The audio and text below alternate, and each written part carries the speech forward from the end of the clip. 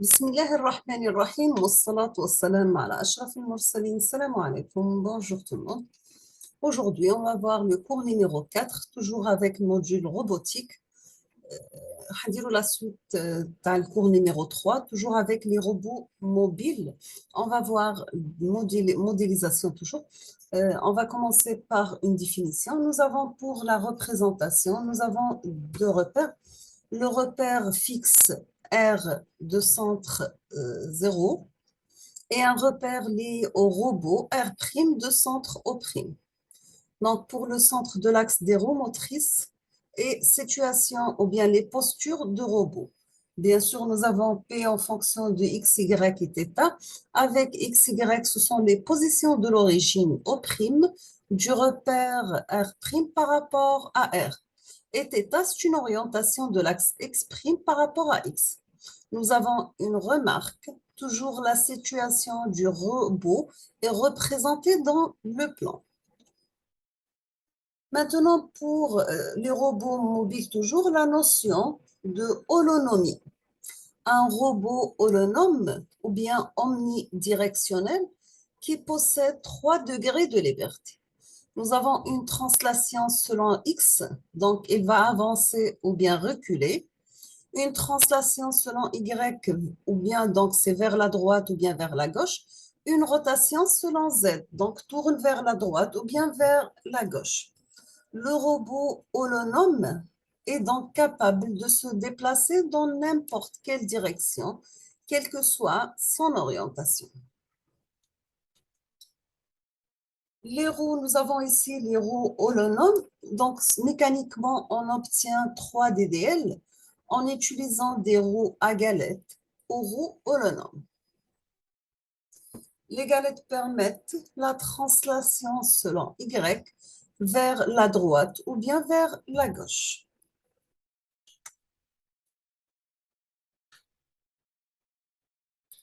On va voir un deuxième type, ce sont les robots unicycles. Donc, nous avons 2 roues motrices. Un robot non holonome est un robot qui possède 2 degrés de liberté.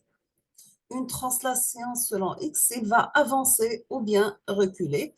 Une rotation selon Z, il va tourner à droite ou bien vers la gauche. Et la translation latérale, elle est impossible. Donc, c'est un type, on peut l'avoir, c'est de type voiture. Les robots mobiles, ils ont 2 roues motrices ou de type voiture. Maintenant, pour les types de robots mobiles, nous avons les robots unicycles ou à 2 roues indépendantes, et robots tricyclés et un robot de type voiture et les plus stables. Donc, et nous avons les robots omnidirectionnels. Les caractéristiques des différents types de robots mobiles, nous avons pour les robots unicycles, ils sont stables, ils ont une rotation sur soi-même, complexité mécanique faible. Ils sont non holonomes. Pour les robots tricycles, ils ont une complexité mécanique modérée.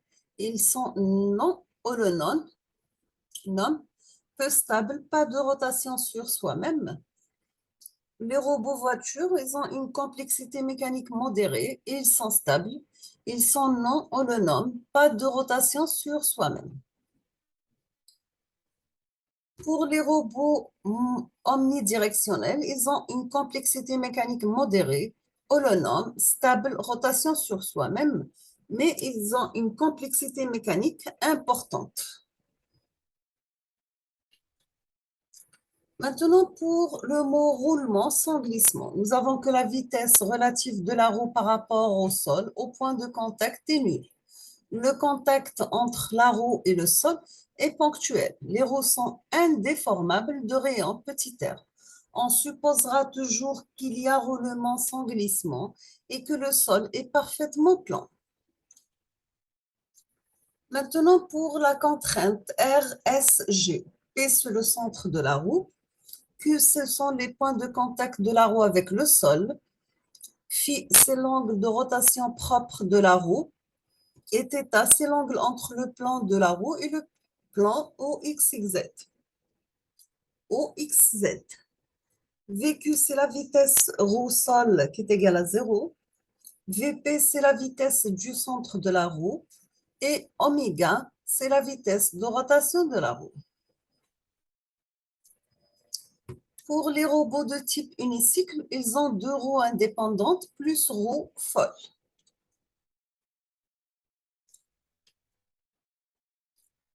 Pour leur modélisation, nous avons la commande VD qui est égale à moins R, la dérivée première de phi d, qui est égale à ρ plus L fois oméga.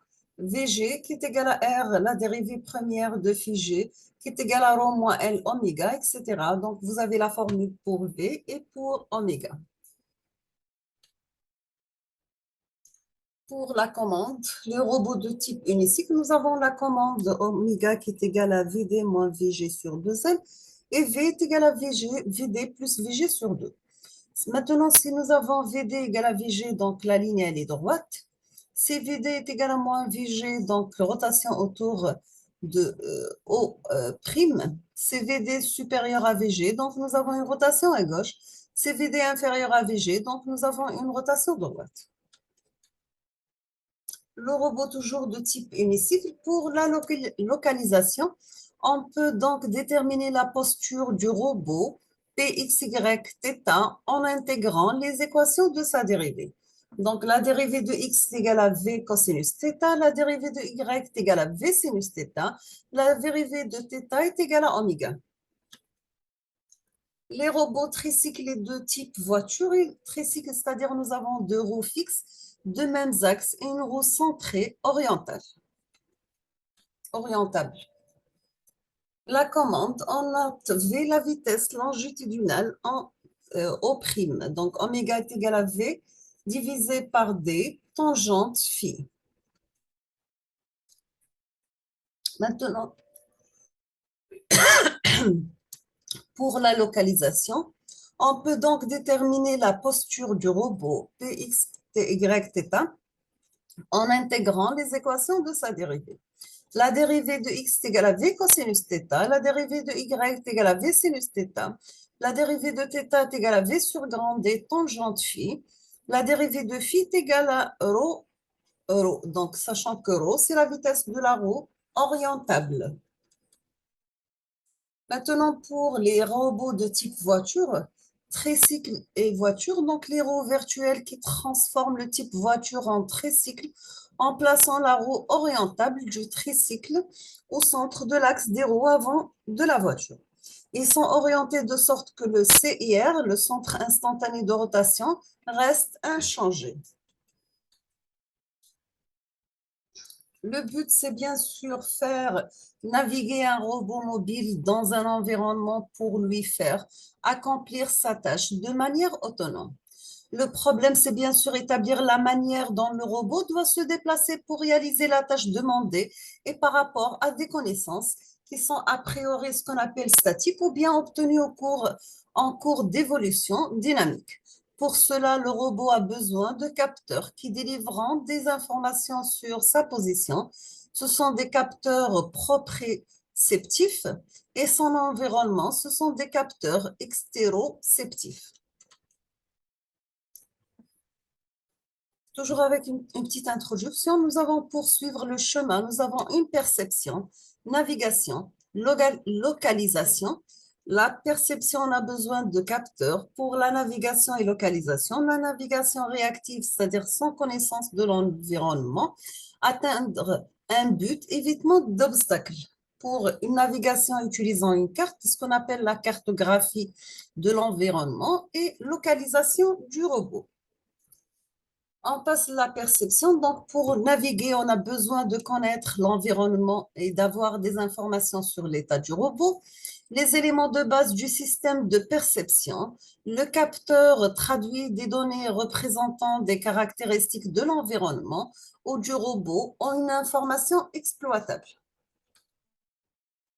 Pour les capteurs, donc parmi les moyens utilisés pour la perception de l'environnement en robotique mobile, nous citons les systèmes de vision globale, les télémètres laser et ultrasonores, les capteurs optiques et infrarouges et les capteurs tactiles.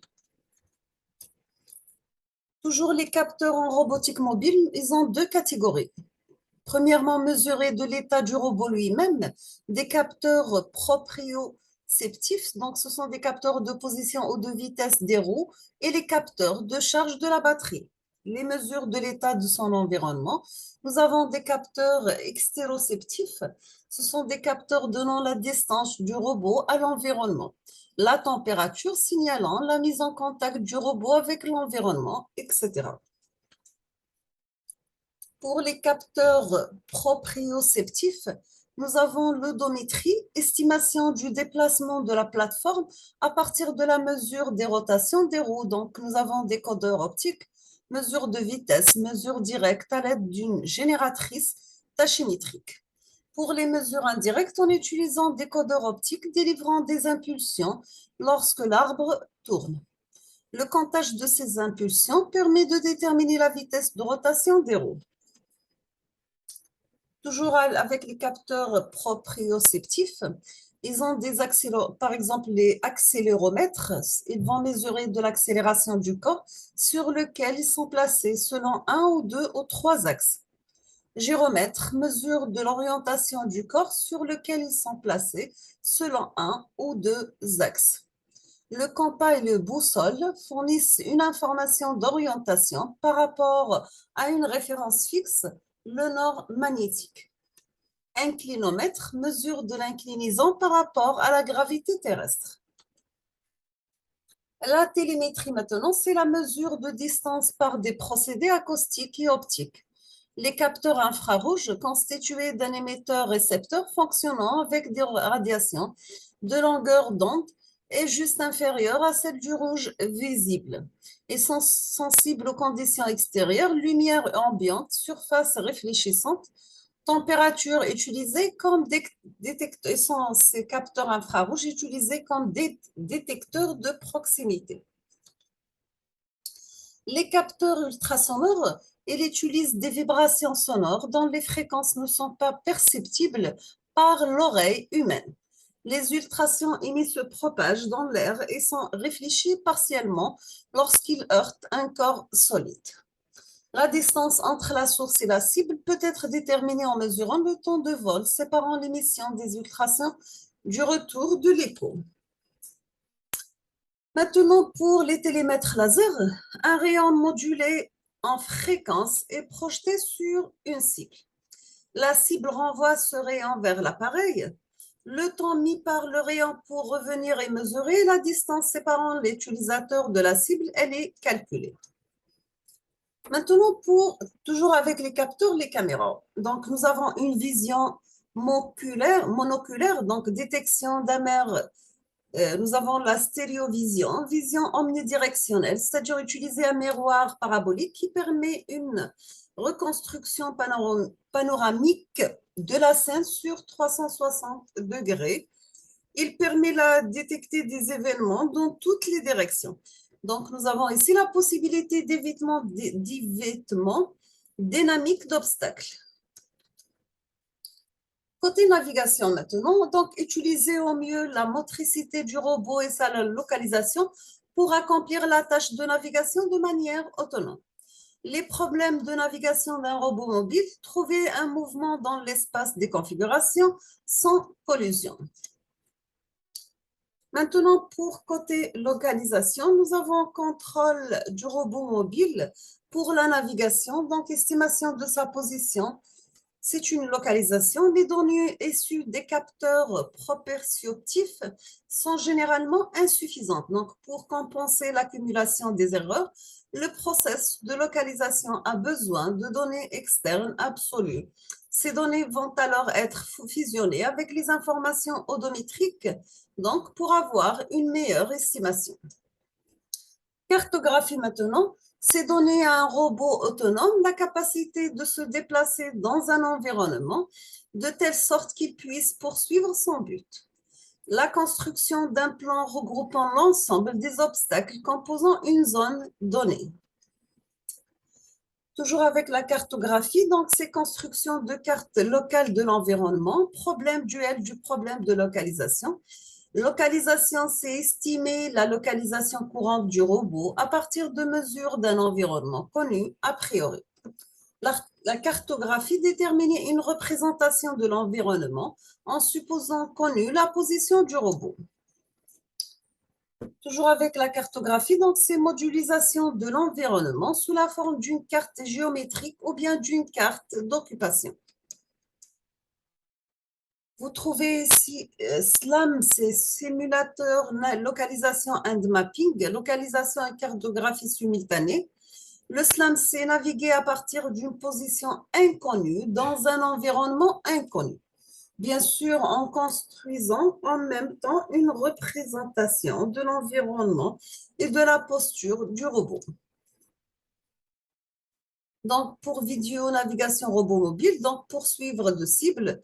Deuxièmement, par vision de l'espace libre. Troisièmement, l'évitement d'un obstacle en mouvement. Quatrièmement, navigation au centre d'un couloir avec obstacle. Cinquièmement, navigation en milieu extérieur perturbé. Nous sommes arrivés à la fin de ce quatrième cours et quatrième vidéo sur la robotique et les robots mobiles. Je vous remercie infiniment pour votre attention. N'hésitez pas si vous avez des questions et à la prochaine vidéo, Inch'Allah. Merci beaucoup.